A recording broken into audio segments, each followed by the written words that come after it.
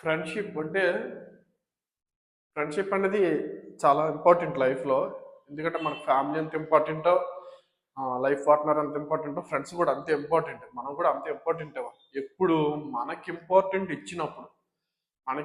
ఇచ్చినప్పుడు, మన కోసం మన కష్ట సుఖాల్లో ఉండేటప్పుడు, ఏదైనా అవసరమైనప్పుడు అంటే మనం ఎక్స్‌పెక్ట్ చేయక్కర్లేదు. నిజంగా ట్రూ ఫ్రెండ్ అంటే ఎక్స్‌పెక్ట్ చేయం. వాడే వచ్చి నిలబడతాడు. అలాగే మనం కూడా అలాగే ఉండాలి. మనమే ఎక్స్‌పెక్ట్ చేయకూడదు. వాడేదో మనకి ఇప్పుడు చేసాం కదా!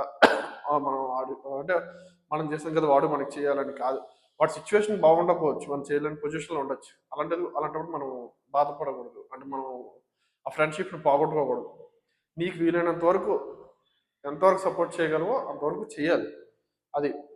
అంటే ఫ్రెండ్‌షిప్ అంటే ఇచ్చుకోవడం, పుచ్చుకోవడం 2 ఉంటాయి. బట్ ప్రతిసారి నువ్వు ఒక్కడివే దానికోసం ఆ రిలేషన్‌షిప్ కోసం పరితపిస్తుంటే అవతల నుండి ఆ రెస్పాన్స్ లేకపోతే బాధ అనిపిస్తది. అలాంటి ఫ్రెండ్‌షిప్ ఉన్న ఒకటే, లేకపోయినా ఒకటే. నెక్స్ట్ నిన్ను ఏదో వాడుకుందామని కొంతమంది ఫ్రెండ్స్ ఉంటారు. అలాంటోళ్ళతో కూడా ఉన్నా ఒకటే, లేకపోయినా. నిజంగా ఫ్రెండ్స్ అనేవాళ్ళు ఒకలో ఇద్దరు ఉంటే చాలు.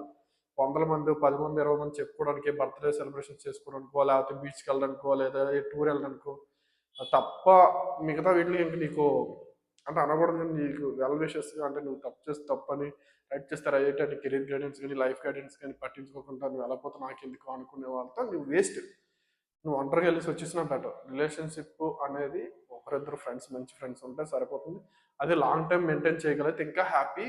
చిన్న చిన్న ఈగోలు వస్తాయి, గొడవలు అవుతాయి, అవన్నీ కామన్. అయినా కూడా కలిసిపోతున్నారు అని కూడా పెద్దగా పట్టించుకోవట్లేదు ఇద్దరిలో.